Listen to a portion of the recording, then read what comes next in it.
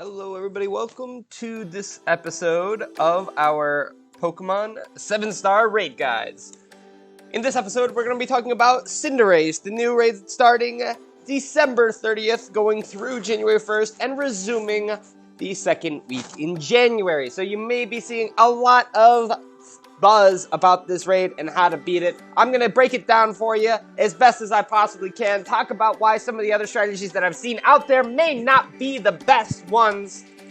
It's all speculation, but I think we can come up with a pretty good way to get this done. So, without further ado, let's talk about it. So, a few important things to consider when taking on any of these raids is the base stats of the Pokemon that you're going to be going up against and their movesets, as well as the ability, of course. But let's first talk about the base stats. So Cinderace is certainly a physical attacker, boasting a physical attack of 116 at base. Obviously, abilities can modify this. They will certainly want to have an ability for the raid Pokemon that boosts attack, probably something like Adamant, lowering special attack in the process. Also, very speedy. You're not going to really want to waste your time trying to outspeed this because in these raids, you're going to get hit no matter what. So don't worry about that. What is important is certainly this attack, and then also looking at the defense stats, because you want to target a Pokemon that's going to beat its base stat that's highest for its defense. In this case, Cinderace is equally defensive and specially defensive, as you can see here. So that means that either a special attacker or a physical attacker should be fine and viable. Now, let's talk about the type of Cinderace. Fire type base with a fighting type terrestrialization. Also could have the ability Libero, which is going to change its type to whatever the first move it uses. So we need to keep that under consideration. However, certainly it's going to be using its fighting type terrestrialization anyway. So should be fine. Like it's going to be fighting type, essentially, is what I'm trying to say here. So let's go and look at the moveset. Here's really what's important to us. If we look at these moves, we see a lot of fire, fighting, and normal. Vast majority of firefighting and normal. The exception, of course, being Shadow Ball, Gunk Shot, Iron Head, and Electro Ball.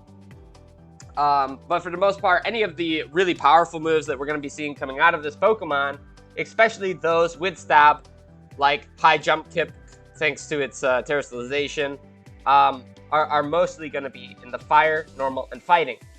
And so, as a result, I have a theory that Cinderace actually may be one of the best solutions to this Pokemon with the ability Flash Fire.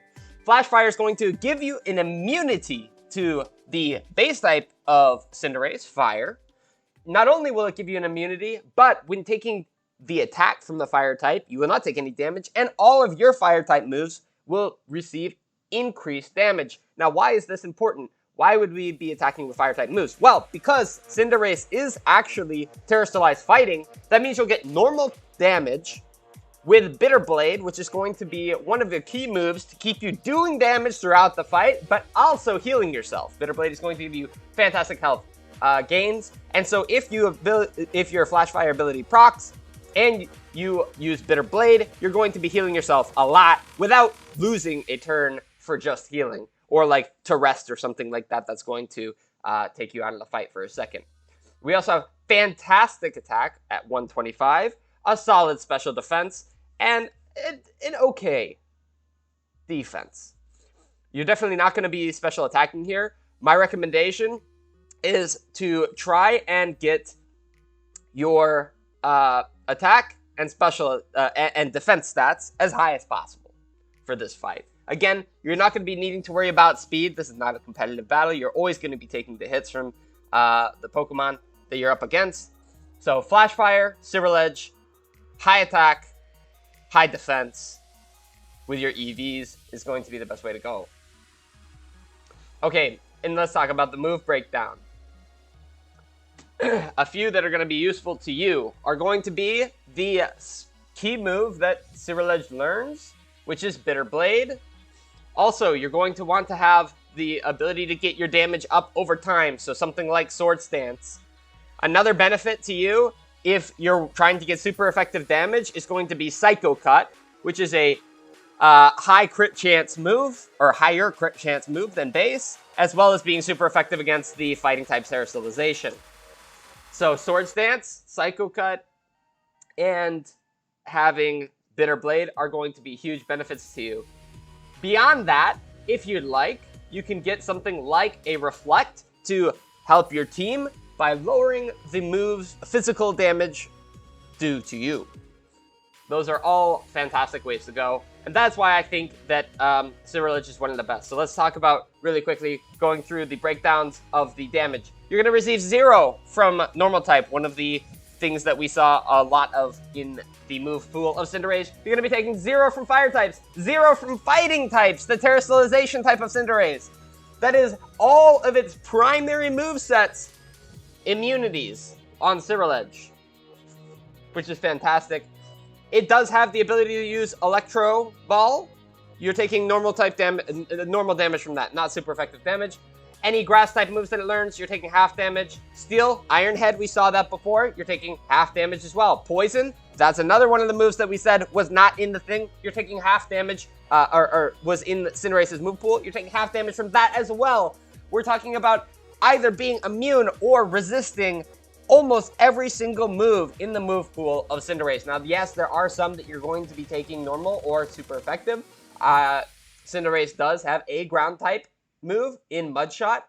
I do not think we're going to be seeing Mud Slap or Mud Shot.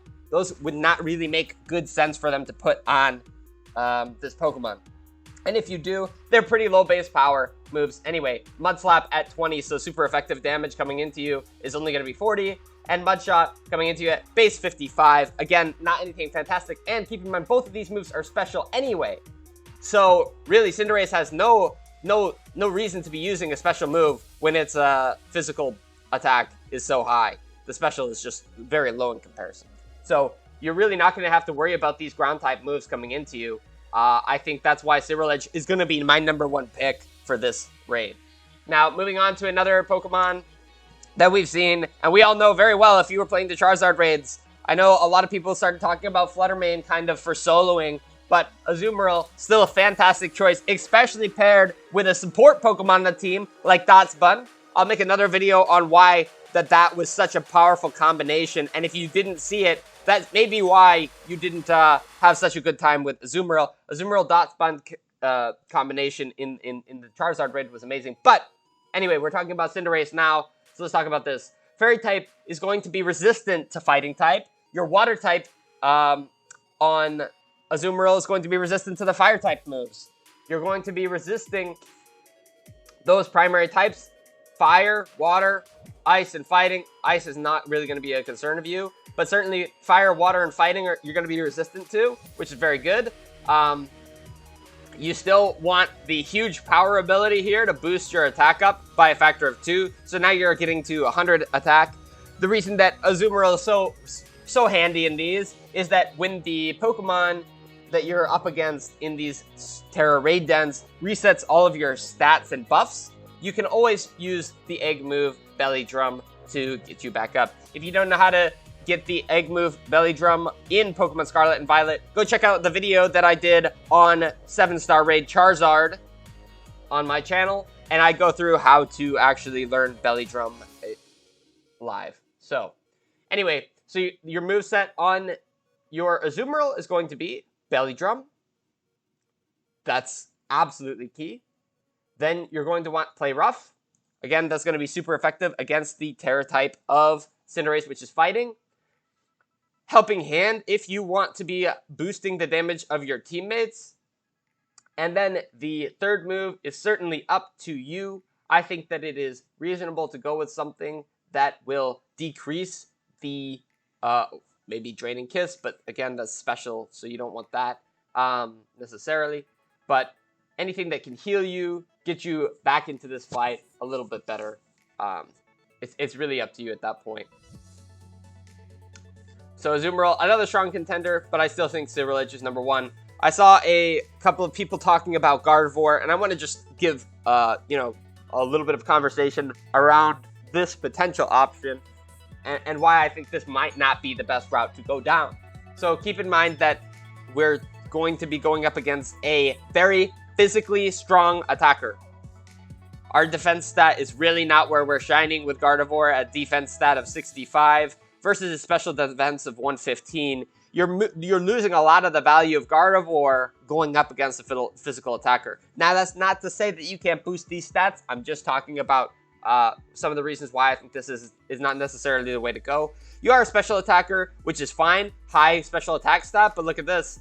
What? Silverledge is doing 125 anyway, so Gardevoir is not going to be beating Silverledge out in damage. That's not a reason that you would want to choose Gardevoir over Silverledge. Now, if we look at this.